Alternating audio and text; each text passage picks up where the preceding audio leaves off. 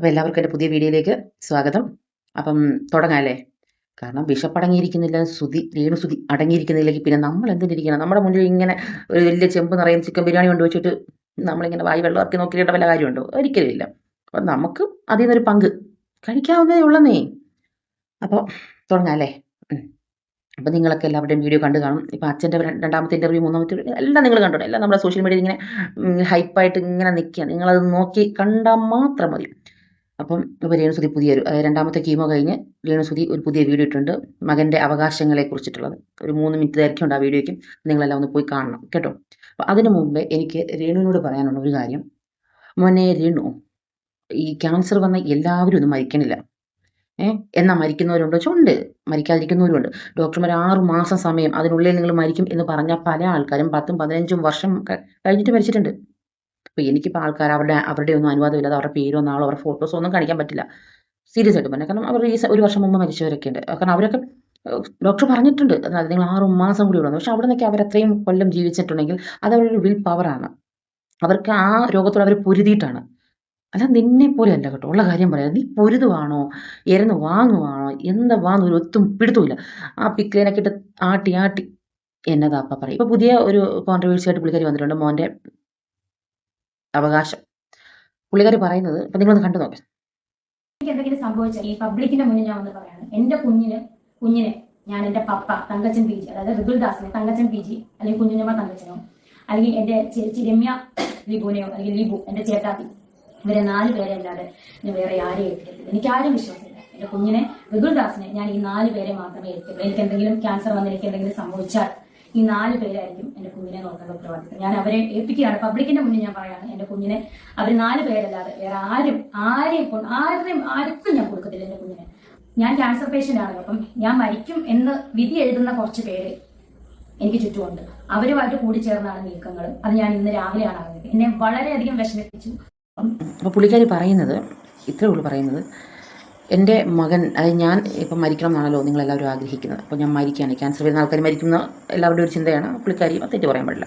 പുള്ളിക്കാരി പറഞ്ഞ് ഞാൻ മരിക്കും. ഓക്കെ, അങ്ങനെ മരിക്കുകയാണെങ്കിൽ എൻ്റെ മകൻ, അതായത് ഋതപ്പൻ്റെ അവകാശം എൻ്റെ അച്ഛൻ, എൻ്റെ അമ്മ, എൻ്റെ ചേച്ചി, എൻ്റെ ചേട്ടൻ അവർക്കായിരിക്കും എന്ന് ഞാൻ പബ്ലിക്കായിട്ട് അനൗൺസ് ചെയ്യുന്നു. നാളെ ഇവർ ആരെങ്കിലും കേസിനോ വഴക്കിനോ പോയിട്ടുണ്ടെങ്കിൽ ഇതെൻ്റെ പബ്ലിക് മൊഴിയാണ്. ഇത് വെച്ചുകൊണ്ട് എൻ്റെ കസ്റ്റഡിയൻ എൻ്റെ വീട്ടുകാർക്ക് കിട്ടും എന്നൊക്കെയുള്ള. ശരിക്കും പറഞ്ഞാൽ സംഭവം എന്താണെന്നറിയോ? ഇത്രയും നാളും ഋതപ്പൻ്റെ കസ്റ്റോഡിയനെ കുറിച്ചിട്ടോ അല്ലെങ്കിൽ കിച്ചുവിൻ്റെ കസ്റ്റോഡിയനെ കുറിച്ചിട്ടോ അല്ലെങ്കിൽ അങ്ങനെയുള്ള ഒരു ടോക്ക് ഉണ്ടായിരുന്നില്ല. പക്ഷേ ഇപ്പോൾ പ്രസൻ്റ്ലി അങ്ങനെ ഒരു ടോക്ക് വന്നതിൻ്റെ മെയിൻ കാരണം അച്ഛൻ എഴുതി വെച്ച വീട് സ്ഥലവും എന്ന് പറയുന്നത്, വീടില്ല സ്ഥലം അറബിയിലാണ്, കിച്ചുവിൻ്റെയും ഋതപ്പൻ്റെയും പേരിലാണ് എഴുതി വെച്ചിരിക്കുന്നത്. അപ്പോൾ ആർക്കാണ് അവകാശം വരുന്നത്? ഈ പറഞ്ഞ കിച്ചുവിനും ഋതപ്പനും. നാളെ രേണു എന്തെങ്കിലും പറ്റിക്കഴിഞ്ഞാൽ ആ വീട്ടിൽ ആകെ 2 വ്യക്തികൾക്ക് താമസിക്കാനും ഉള്ള അവകാശമുള്ളൂ. ഇറങ്ങിക്കൊടുക്കേണ്ടി വരും. ആർക്ക്? രേണുവിൻ്റെ വീട്ടുകാർക്ക് ഇറങ്ങിക്കൊടുക്കേണ്ടി വരും. അപ്പം ഈ ഓടുന്ന പട്ടിക്ക് ഒരു മുഴം മുന്നേ എന്നാണല്ലോ ചൊല്ല് എന്ന് പറഞ്ഞ പോലെ അവൾ എല്ലാവരും കൂടി ഒരു മുഴം മുന്നേ എറിഞ്ഞതാണ്. എന്തെങ്കിലും പറ്റിക്കഴിഞ്ഞ് കഴിഞ്ഞാൽ നാളെ ആ വീട്ടിലേക്ക് ആര് വരാൻ പാടില്ല? കിച്ചു വരാൻ പാടില്ല. പക്ഷെ ഞാൻ പറയുന്നത്, കിച്ചു നിനക്ക് ബുദ്ധി ഉണ്ടെങ്കിൽ നീ ജീവിതത്തിൽ നീ വേറെ വീടുണ്ടാക്കിയാലും സ്ഥലം ഉണ്ടാക്കിയാലും എന്തൊക്കെ ഉണ്ടാക്കിയാലും ശരി, ആ വീടിൻ്റെ ഓഹരി നിൻ്റെ പേരിൽ 3.5 സെൻറ്റ് സ്ഥലമുണ്ട്, ആ വീടിൻ്റെ അവകാശമുണ്ട്. അത് നീ ഒരിക്കൽ പോലും വിട്ടു കൊടുക്കാൻ പാടില്ല, ചെയ്യരുത്.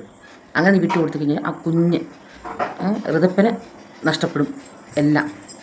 അതുകൊണ്ട് നീ അതൊരിക്കലും അങ്ങനെ ചെയ്യാൻ പാടില്ല.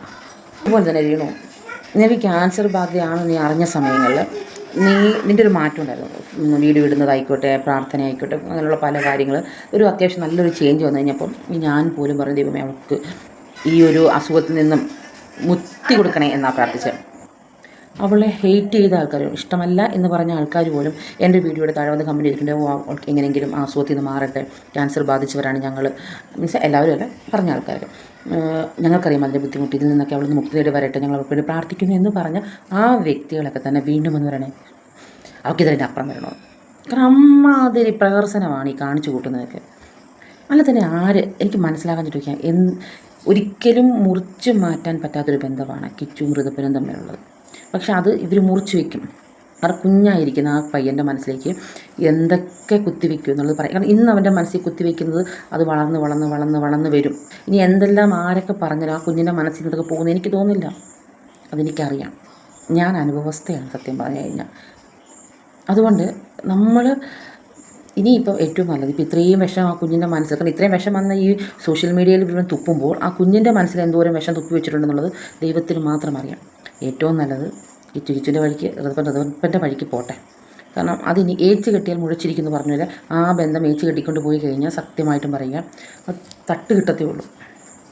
അല്ലെങ്കിൽ എന്തെങ്കിലും ഒരു, കാരണം ആ പൊടിക്കുഞ്ഞ് മനസ്സിലാക്കണം ഈ പറഞ്ഞു തരുന്ന സത്യമല്ല, സത്യം മറ്റൊന്നാണെന്ന് തിരിച്ചറിഞ്ഞ് അത് മാറണം. അതിന് സമയമെടുക്കും. കാരണം ഇതിപ്പോൾ കുഞ്ഞല്ലേ, അവനൊന്നും അറിയില്ല. അതിനേക്കാൾ മറ്റൊരു പടുവാഴെന്ന് പറയാം. സത്യം പറഞ്ഞാൽ വിശപ്പെന്ന് പറയാൻ എനിക്ക് തോന്നുന്നില്ല. ഒരച്ഛൻ്റെ സ്വഭാവം അതില്ലാത്തൊരു മനുഷ്യൻ, നിലപാടില്ലാത്തൊരു മനുഷ്യൻ. ആ വീഡിയോ കണ്ടിട്ട് വാ. എനിക്ക് രാഹുൽ ദാസുമായിട്ട് യാതൊരു വ്യക്തിപരമായ വൈരാഗ്യങ്ങളോ ഒന്നും തന്നെയില്ല. കിച്ചു എന്ന് പറയുന്ന രാഹുൽ ദാസിനും ഋതുൽ ദാസിനും അവകാശപ്പെട്ട വീടിന് മുൻപിലാണ് നിൽക്കുന്നത്. അത് അവരുടെ വീടാണ്, അവരവിടെ സന്തോഷമായി ജീവിക്കട്ടെ. സോഷ്യൽ മീഡിയ ആണ് ഇങ്ങനെയുള്ള സംസാരങ്ങളൊക്കെ ഉണ്ടാക്കുന്നത്. ഞാനും രാഹുൽ ദാസുമായിട്ട് വ്യക്തിപരമായിട്ട് യാതൊരു രീതിയിലുള്ള പ്രശ്നങ്ങളുമില്ല, ഒരു പ്രശ്നങ്ങളുമില്ല. വ്യക്തിപരമായിട്ട് ഞാൻ ഇന്നുവരെ ആകെ 2 വട്ടമേ രാഹുൽ ദാസിനെ കണ്ടിട്ടുള്ളൂ. സോഷ്യൽ മീഡിയ ആണ് ഇഷ്യൂസ് എല്ലാം ഉണ്ടാക്കിക്കൊണ്ടിരിക്കുന്നത്. നിങ്ങൾ കണ്ടല്ലോ, ഇപ്പോൾ എന്താ പറയുന്നത്, എനിക്ക് ആ പയ്യനുമായിട്ട് യാതൊരു ബന്ധമില്ല, എല്ലാം സോഷ്യൽ മീഡിയക്കാരുണ്ടാക്കിയത്. ഈ സോഷ്യൽ മീഡിയക്കാരുണ്ടാക്കിയെന്ന് പറയുമ്പം അവർ അച്ഛൻ്റെ വായിൽ നിന്ന് തോണ്ടിയെടുക്കുകയാണ് ചെയ്തത്. ഇങ്ങനെയല്ലേ പറഞ്ഞേ, രാഹുൽ ദാസ് ഇങ്ങോട്ടൊന്നിനും വരണ്ട, ഇവിടെ വന്ന സ്വഭാവം മാറും, ഞാൻ മറ്റുള്ളവരോട് വീഡിയോ ചെയ്യിപ്പിക്കും, ഇത് എൻ്റെ അവകാശത്തിലുള്ള സ്ഥലമാണ്, വീടാണ്, മാങ്ങാത്തൊലിയാണ്, ഭീഷണിയല്ലായിരുന്നു അച്ഛന്. ഇപ്പം എന്താ പറഞ്ഞത്, അവനോട്ട് എനിക്ക് യാതൊരു ബന്ധമില്ല, എല്ലാം സോഷ്യൽ മീഡിയ ഉണ്ടാക്കിയത്. സോഷ്യൽ മീഡിയക്കാരാണോ പറഞ്ഞത് നിങ്ങൾ പിന്നെ അവരെ ഭീഷണിപ്പെടുത്തിയെന്നോ, അല്ലെങ്കിൽ ഇങ്ങോട്ട് വന്നു കഴിഞ്ഞാൽ സ്വഭാവം മാറുമെന്നോ, എല്ലായിടത്തും പുറത്തിട്ട് കഴിഞ്ഞാൽ രാഹുൽ ദാസ് നാറുമെന്നൊക്കെ സോഷ്യൽ മീഡിയക്കാരാണോ പറഞ്ഞത്? നിങ്ങൾ പറയുന്നത് ഞങ്ങളുടെ അടുത്ത് റിയാക്ട് ചെയ്തല്ലേ ഉള്ളൂ. അപ്പം പുള്ളി ഈ ട്രംപിൻ്റെ മറ്റൊരു ഡ്യൂക്കാണെന്ന് എനിക്ക് മനസ്സിലായി. ട്രംപ് അങ്ങനെയല്ലേ, രാവിലെ എഴുന്നേറ്റ് ബ്രേക്ക്ഫാസ്റ്റ് കഴിക്കുമ്പോൾ അങ്ങനെ ഒരു വാക്ക്, മുള്ളാൻ പോയിട്ട് വരുമ്പോൾ വേറൊരു വാക്ക്, പിന്നെ ഉച്ചയ്ക്ക് പോകുമ്പോൾ വേറൊരു വാക്ക്, അപ്പിട്ടിട്ട് പോയിട്ട് വരുമ്പോൾ ഒരു വാക്ക് എന്ന് പറഞ്ഞതുപോലെ ഇങ്ങേരും അങ്ങനെ തന്നെയാണ്. ഇതിന് മുമ്പ് അയാൾ എന്താ പറഞ്ഞത്, 100% സമൂഹത്തിൽ ഇവരുടെ പേരെല്ലാവരും എപ്പോഴും പറഞ്ഞുകൊണ്ടിരിക്കാൻ ഈ സോഷ്യൽ മീഡിയയിൽ വന്ന് കാണിക്കുന്ന എൻ്റെ ഭാഷയിൽ പറഞ്ഞാൽ പേക്കൂത്തുകൾ എന്നാണ് ഈ നാട്ടിലെ ലോക്കൽ ഭാഷ. ഇവിടുത്തെ ഒരു നാടൻ ഭാഷയാണ് പേക്കൂത്തുകളി. എന്താണ് അവർ പറയുന്നത്? 5 മിനിറ്റ് ഇടവിട്ട് 10 കാര്യം മാറി മാറി പറയുന്നതാണോ നമ്മളൊരു കാര്യം? നമ്മൾ ഏത് കാര്യത്തിൽ നമുക്ക് നിലപാടുള്ള വ്യക്തിയായിരിക്കണം. ഒരു രൂപയ്ക്ക് വാല്യൂ ഉള്ളൊരു കാലത്ത് ഇത്രയും കാര്യങ്ങൾ എത്ര പേരുടെ രക്തം വെള്ളമാക്കി ലോകത്തിൻ്റെ വിവിധ രാജ്യങ്ങളിൽ ഇരുന്നുകൊണ്ട് ഒരു കലാകാരൻ്റെ ആകസ്മികമായ വേർപാടിൽ അവർക്കുണ്ടായ ദുഃഖത്തിൽ ഈ കേരളക്കാരെ ഒന്നാകെ കൈകോർത്ത് പിടിച്ച് നിന്നതുകൊണ്ടാണ് വീട് ഫുൾ ഫർണിഷ് ചെയ്ത് ആ കുഞ്ഞുങ്ങൾക്ക് നൽകിയത്. വീട് ഫുൾ ഫർണിഷ് ചെയ്ത് അവർക്ക് TV, മെത്ത, കട്ടിൽ എല്ലാം കൊടുത്തു. ഞാനാണ് ആ വീട് ഔദ്യോഗികമായിട്ട് ബ്ലെസ് ചെയ്യുവാനായിട്ട് അവരുടെ പിതാവ് എന്നെ ഇവിടെ ഒന്ന് ക്ഷണിച്ചു. ഞാൻ അങ്ങനെ പോയി ആ വീട് വെച്ചരിച്ചു കൊടുത്തു. അവരവിടെ സന്തോഷത്തോടായിരുന്നു താമസിക്കുന്നത്. പിന്നെ മഴ, വലിയ ശക്തമായ മഴ. അതാണ് ഇപ്പം നിങ്ങൾ നോക്കുമ്പോൾ ഇവിടെ ഇപ്പം എന്താ പറയുന്നത്, ഒരു തരം വൃത്തികെട്ട സ്വഭാവം. സത്യമായിട്ടും പറയാമല്ലോ, ഇങ്ങനെയൊക്കെ പോലുള്ള മനുഷ്യരെ ഉണ്ടല്ലോ. ഒരു മനുഷ്യനെ സ്വന്തം വീട്ടിൽ പ്രാർത്ഥനയ്ക്കോ വെഞ്ചരിപ്പിനോ തിരി കത്തിക്കാനോ അങ്ങനെ വിളിക്കരുത്. നിലപാടില്ലാത്തൊരു മനുഷ്യനാണ്. ആ സാബയെ തൂക്കി എറിയുന്നേ അച്ഛന്മാർക്ക് നാണം കഴിപ്പിക്കും. ഇപ്പം ഈ മനുഷ്യൻ, ഞാനൊരു ഡൗട്ട് ചോദിക്കട്ടെ, ഇപ്പം ഈ മനുഷ്യൻ മതത്തെപ്പറ്റി വെച്ചാൽ ഇന്ന് ക്രിസ്തീയ മതത്തിന് വേണ്ടിയിട്ട് അയാൾ വാദിക്കും, നാളെ അയാൾ മുസ്ലിം മതത്തിന് വേണ്ടി വാദിക്കില്ലേ, അത് കഴിഞ്ഞാൽ ഹിന്ദു മതത്തിന് വേണ്ടി വാദിക്കില്ലേ? അപ്പോൾ അയാൾ സ്വന്തം മതത്തെ തള്ളി പറയില്ലേ? 100%. കാരണം അത്രയ്ക്ക് യാതൊരു വിധത്തിലും വാക്കിന് വിലയില്ലാത്തൊരു മനുഷ്യനാണ് കേട്ടോ ഇയാൾ. മനുഷ്യനായി കഴിഞ്ഞാൽ മനുഷ്യനാണ്, സ്വാഭാവികമായിട്ട് ചിലപ്പോഴൊക്കെ അങ്ങോട്ടും ഇങ്ങോട്ടൊക്കെ വാക്ക് മാറ്റി നിന്നിരിക്കും. ഇതൊരുമാതിരി വല്ലാത്ത മനുഷ്യനാണ് കേട്ടോ, സത്യമായിട്ടും പറയാം. നിങ്ങൾക്ക് എന്ത് തോന്നുന്നു അതൊന്ന് കമൻറ്റ് ചെയ്തേനെ. ഈ മനുഷ്യനെ അച്ഛ എന്ന് വിളിക്കണം, അതായത് ബിഷപ്പെന്ന് വിളിക്കണോ, ഫാദർ ബിഷപ്പെന്ന് വിളിക്കണോ, അതോ വല്ല താമരാശം പിള്ളയെന്ന് വിളിക്കണോ എന്നുള്ളത് നിങ്ങളൊന്ന് കമൻറ്റ് ചെയ്തേക്കണം കേട്ടോ. കാരണം എനിക്കൊന്നും അറിയണം, എനിക്ക് മാത്രമാണ് ഈ മനുഷ്യനോട് ഇത്രയ്ക്ക് അങ്ങ് കണ്ടിട്ട് ദേഷ്യം തോന്നുന്നത്. അത് നിങ്ങൾക്ക് ഉണ്ടോ എന്ന് അറിയണമല്ലോ. അപ്പോൾ ഇത്രേ ഉള്ളൂ എൻ്റെ വീഡിയോ. നിങ്ങൾക്കൊന്ന് ഇഷ്ടപ്പെട്ടാൽ എന്ത് ചെയ്യണമെന്ന് അറിയാമല്ലോ, ഒന്ന് സഹായിച്ചേക്കണം കേട്ടോ. ശരി, എന്നാൽ നമുക്ക് അടുത്ത വീഡിയോ കാണാം.